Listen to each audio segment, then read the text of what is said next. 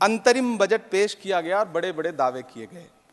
देश ये कैसा बनाया आपने, लूट कर पैसा बनाया आपने, देखिए जलते दिए भी बुझ गए, अजब दीपक राग गाया आपने। मैम, पूरा सदन अमृत काल के बजट की चर्चा कर रहा है, मैं तो गरीबों की रोटी और दाल के बजट की चर्चा करूंगा। तुम्हारी फाइलों में गांव का मौसम गुलाबी है, मगर ये आंकड़े झूठे हैं, ये दावा किताबी है। मैं इस बजट को अमीरों के लिए पेश किया गया बजट कहूंगा। इसमें गरीबों के लिए कुछ है ही नहीं। नौकरी मांगने वाले नौजवानों पर लाठियां बरसाने वालों, आपने इस बजट में युवाओं को क्या दिया?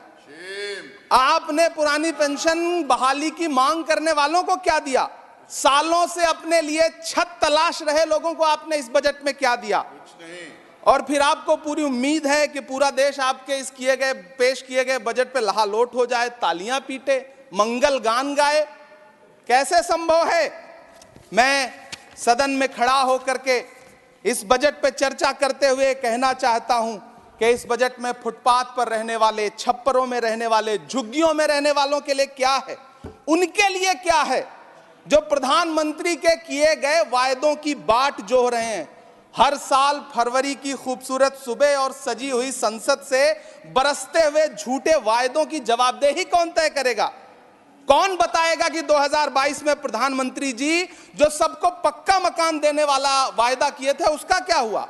लोगों के सरों पर छत देने वाले प्रधानमंत्री जी के जुमलों से अलग उन्हें यह क्यों नहीं दिखता कि राज्यों में बैठे हुए उनके नुमाइंदे लोगों के सरों की छतें उजाड़ रहे हैं? उत्तर प्रदेश हो, असम हो, जम्मू कश्मीर हो, मध्य प्रदेश हो, भाजपा शासित राज्यों के बुलडोजर न सिर्फ लोगों के घरों को उजाड़ रहे हैं बल्कि कुचल रहे हैं लोकतंत्र को, संविधान को, अदालतों के मेयार को।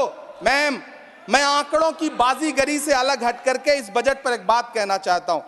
आंकड़े तो ऐसे हैं इस बजट के, ये कह रहे हैं 4 करोड़, वित्त मंत्री जी 3 करोड़ कहती हैं, प्रधानमंत्री जी 4 करोड़ कहते हैं। पहले तो आप इस झूठ में ही आपस में ही सलट लीजिए कि 4 करोड़ सही है या 3 करोड़ सही है। आंकड़े तो ऐसे हैं इस बजट के मैम कि जो सुने वो बस पथराई आंखें लेकर किंग कर्तव्य विमूढ़ हो जाए।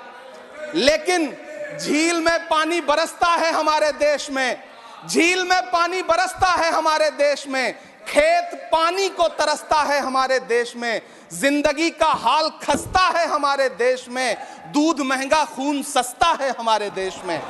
मैम, रोजगार, महंगाई, किसान, मनरेगा, पेट्रोल डीजल के दाम, गैस सिलेंडर के दाम, फसलों की एमएसपी की गारंटी, इन सब जन सरोकार की बातों से इस बजट का कोई लेना देना नहीं। हमारे ट्रेजरी बेंच के साथी हंगामा कर रहे हैं। मैं तो कहना चाहता हूं मैम, वो एक बार इनके एक नेता एक गांव में गए और उन्होंने गांव में कहा कि गांव वालों आओ, मैं तुम्हारी समस्याएं समाप्त करना चाहता हूं। गांव वाले इकट्ठा हो गए। नेताजी ने गांव वालों से कहा बताओ तुम्हारी 2 समस्याएं बताओ, मैं दोनों समस्याओं का यहीं पे समाधान करूंगा। तो गांव वालों ने कहा साहब हमारी पहली समस्या है कि हमारे यहाँ कोई हॉस्पिटल नहीं है।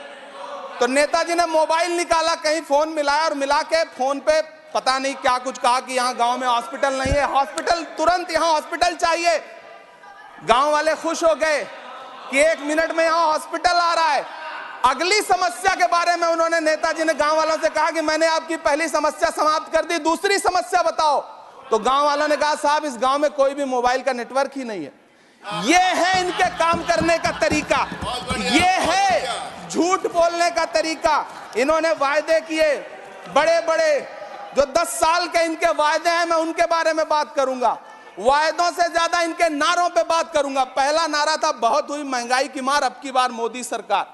आइए इस नारे की समीक्षा करते हैं। पेट्रोल, डीजल, गैस, ये तो बड़ी बड़ी बातें हैं। आटा, चावल, दूध, दही, पनीर, छाछ, सब चीज पे जीएसटी।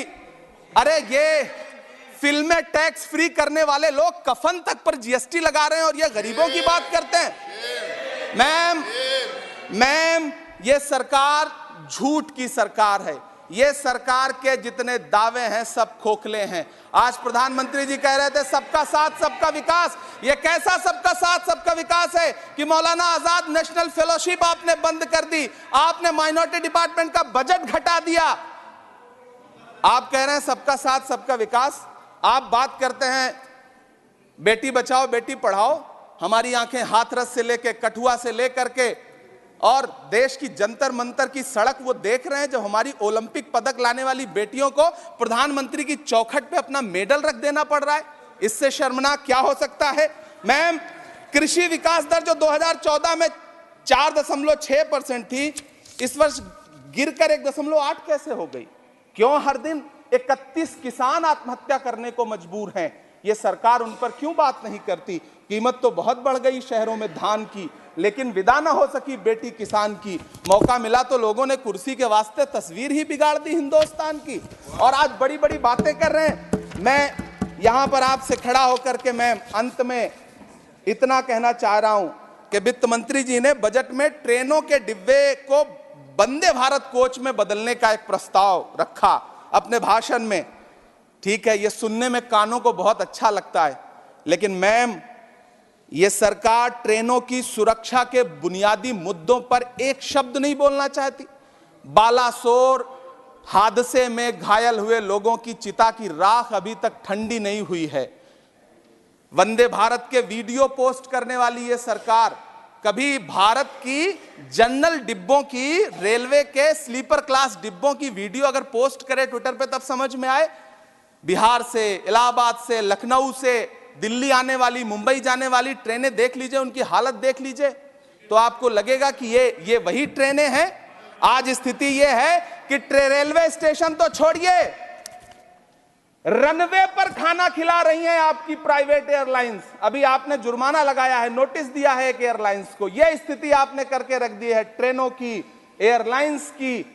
ऐसे में मैम, कागजों पर तो आप कितना भी वंदे भारत और बुलेट ट्रेन सर पर दौड़ा लीजिए, लेकिन असल में भारत की ट्रेनों की डिब्बों की सवारियों की हालत देखने लायक है। अगर सरकार खुली आंखों से उसे देखना चाहे तो देखे और उनकी स्थिति सुधारे। आज प्रधानमंत्री जी ने अपने भाषण में यहां खड़े होकर कई बार न्यू मिडिल क्लास की बड़ी चर्चा की, न्यू मिडिल क्लास जनरेट करेंगे। लेकिन मैं तो यहां खड़ा होकर के सरकार से कहना चाहता हूं कि न्यू मिडिल क्लास का जुमला अपने पास रखिए। यह बताइए कि जो पुराना मिडिल क्लास है उसके साथ आप कैसा व्यवहार कर रहे हैं। आज उसकी स्थिति क्या है? आप अमीरों के कर्जे माफ कर रहे हैं, उद्योगपतियों के कर्जे माफ कर रहे हैं, और यहां स्थिति यह हो गई है कि जो मिडिल क्लास, उसकी जो रोजमर्रा की जरूरत की चीजें हैं उस तक पर आपने जीएसटी लगा रखी है। आप फिल्में टैक्स फ्री करते हैं, लेकिन स्टूडेंट्स के प्रतियोगी परीक्षाओं के फॉर्म की फीस नहीं माफ कर सकते। आपको बाकी जगहों पर टैक्स लेना है, हर जगह टैक्स लेना है। मिडिल क्लास से आपका कोई रिश्ता नहीं। मिडिल क्लास तो आपसे कह रहा है कि मोहब्बत, भाईचारे के दीवाने दिन ही लौटा दो, वो सस्ती दाल सब्जी के सुहाने दिन ही लौटा दो। ये अच्छे दिन तो अंबानी अडानी को मुबारक हो, हमें ऐसा करो साहब, पुराने दिन ही लौटा दो। वो पुराने दिन जो बहुत अच्छे थे, वो पुराने दिन जहां लोग एक दूसरे से मिलजुल करके रहते थे। मैम, इलाहाबाद, दिल्ली, कोटा जैसे शहरों में छोटे छोटे कमरों में अभावों के साथ पढ़ाई कर रहे युवा किताबों के साथ गल चुके हैं।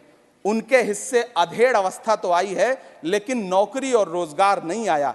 हर साल 2 करोड़ नौकरियां देने का दावा करने वाली ये सरकार 10 साल में युवाओं को नौकरियां नहीं दे पा रही है। 20 करोड़ नौकरियों का बोझ है इस सरकार के कंधे पर, और 2024 में देश देखेगा कि उन्हीं 20 करोड़ नौकरियों के बोझ तले दबकर बैठ जाएगी ये सरकार। ये देश देखेगा, क्योंकि जिस ओर जवानी चलती है उस ओर जमाना चलता है। देश का युवा नाराज है, देश का युवा गुस्से में है। ऐसे में उसकी पीड़ा को इस बजट में कहीं भी आवाज देने की कोशिश नहीं की गई। मैं आपके बीच खड़ा हूं, मैं तो वित्त मंत्री जी का भाषण सुन रहा था। यह कहा जा रहा था ये अमृत काल का बजट है, ये अमृत काल का बजट है।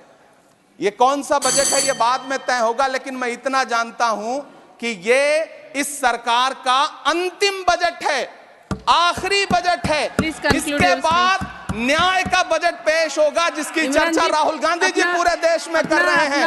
न्याय का बजट, पांच न्याय, महिलाओं के लिए, युवाओं के लिए, सामाजिक न्याय की बात जिसकी चर्चा पूरे देश में राहुल गांधी जी कर रहे हैं, वो न्याय का बजट पेश होगा अगली बार। ये इस सरकार का अंतिम बजट है, अंतिम बजट है। अमृतकाल में गरीबों की रोटी और दाल के लिए इस बजट में कोई प्राविधान नहीं है, कोई चर्चा नहीं है। बहुत बहुत धन्यवाद।